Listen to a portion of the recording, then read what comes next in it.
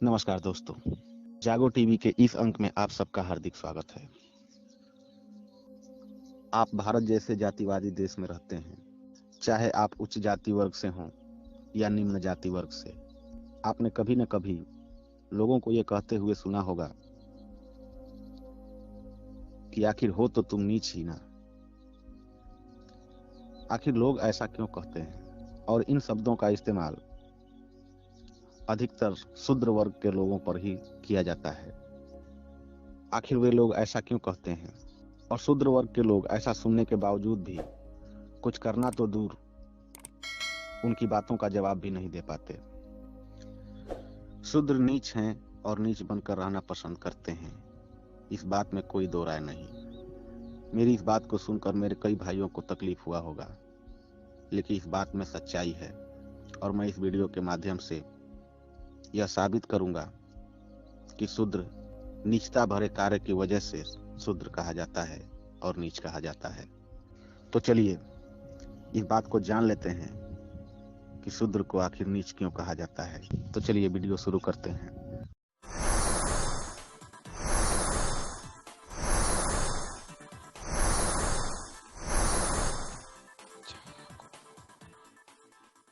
दोस्तों, ये बात पूर्णतया सत्य है कि शूद्र गरीब होता है, उसे अपनी जीविका चलाने के लिए मजदूरी करना पड़ता है। लेकिन क्या मजदूरी करना नीचता भरा कार्य होता है? क्या मजदूर का आत्मसम्मान नहीं होता है? क्या मजदूर जिसका मजदूरी करता है उसका ऋणी हो जाता है? ऐसा नहीं है। अगर मजदूर किसी की मजदूरी करता है तो अपनी मेहनत करता है और उसके बदले में अपनी मजदूरी पाता है।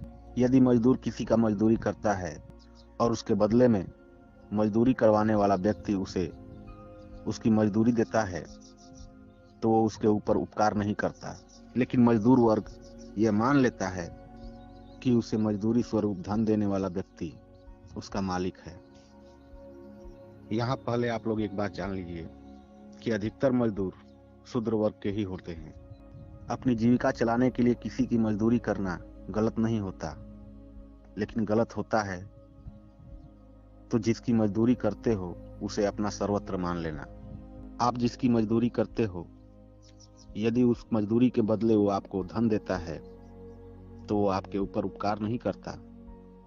उपकार तो तब माना जाता जब वो आपकी परिस्थिति को देखकर आपसे बिना कुछ मेहनत करवाए आपकी परेशानी को समझकर आपको धन दे और आपकी परेशानी को दूर करे और फिर उस धन की मांग न करे।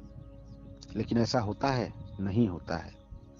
अगर आपका मालिक कुछ नरम दिल है भी और आपको आपकी परिस्थिति में कुछ धन दे भी देता है तो बाद में उसके बदले में आपसे परिश्रम करवाता है, आपसे ओवर टाइम करवाता है, आपसे काम लेता है, तो फिर वो उपकार नहीं करता, क्योंकि उसके द्वारा दिए गए धन के लिए आपने उसका कुछ काम किया। दोस्तों, यहाँ तक तो आप लोगों को मेरी बात समझ में आ ही गई होगी। अब बात करते हैं असल मुद्दे की। आखिर इतनी छोटी सी बात ये शूद्र वर्ग क्यों नहीं समझता? संविधान हमें हर 5 सालों में अपने लिए एक शुभ चिंतक लीडर्स चुनने का अधिकार देता है। हमारे ही वर्ग के प्रत्याशी या फिर हमारे ही शुभ चिंतक प्रत्याशी मैदान में होते हैं, लेकिन हमारा यही शूद्र वर्ग उन प्रत्याशियों को न विजयी बनाकर उन प्रत्याशियों को विजयी बनाता है जो प्रत्याशी इन्हें रातों रात मात्र 1 शीशी शराब की बोतल पर खरीद लेता है। और यदि शूद्र वर्ग का ही कोई व्यक्ति इन्हें समझाने की कोशिश भी करता है तो ये लोग उसे ही बेवकूफ और बेईमान साबित करने पर तुल जाते हैं। ये शूद्र वर्ग के मजदूर अपने शुभ चिंतकों की बातों को कम मानते हैं, बल्कि न मानते हैं, और उनकी बातों को मानते हैं जिनकी ये मजदूरी करते हैं। जबकि ये लोग नहीं जानते कि इनके मालिक लोग उन प्रत्याशियों को विजयी बनवाते हैं जो इन्हें सदैव मजदूर के रूप में ही देखना पसंद करते हैं। दोस्तों, बाबा साहब को भी आज शर्मिंदगी महसूस होती होगी कि उन्होंने ऐसे बेवकूफ़ों को, ऐसे बुज़दिलों को वोट का अधिकार क्यों दिया। बाबा साहब ने ऐसा कतई नहीं सोचा होगा। जो वोट का अधिकार बाबा साहब ने अपने समाज की भलाई के लिए शूद्रों को दिया, उसी वोट के अधिकार से ये शूद्र अपने ही समझदार भाइयों अपने ही समझदार नेताओं और अपने ही समझदार शुभचिंतकों को हराकर या गलत साबित करके करते हैं। और वो भी किस चीज के लिए?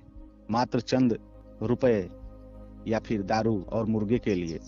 और जब यही लोग अपने मालिक के सुझाए हुए प्रत्याशी को विजयी बना देते हैं तो वही मालिक और वही प्रत्याशी बाद में इन्हें नीच की उपाधि देता है और चारों तरफ घूम घूम कर बताता है कि ये लोग नीच हैं, इनका कर्म नीच है, इसीलिए तो इन्हें चंद रुपए से और मात्र शराब से खरीद लेते हैं। दोस्तों, इस वीडियो के माध्यम से मैं भी यही कहना चाहता हूँ कि ये शुद्ध नीच होते हैं, तभी अपना परिचय नीचता के रूप में देते हैं। शूद्रों का कल्याण तब तक नहीं हो सकता जब तक ये अपने शक्ति को नहीं पहचान लेते और अपने शुभचिंतकों को नहीं पहचान लेते। दोस्तों, इस वीडियो से मेरे अपने ही समाज के कई भाइयों को तकलीफ हुआ होगा, लेकिन ये बात सत्य है, इस पर विचार करें। दोस्तों, आशा करता हूँ वीडियो पसंद आई होगी, और यदि पसंद आई है तो इस वीडियो को अपने समाज के अधिकतर लोगों तक शेयर करिए ताकि वे नीचता भरे कार्य को करना छोड़ दें और अपने शुभचिंतकों को ऊंची जगह पर पहुंचाने में अपना योगदान दे सकें। मिलेंगे किसी और नए विषय के साथ, तब तक के लिए जय भीम, नमो बुद्धाय।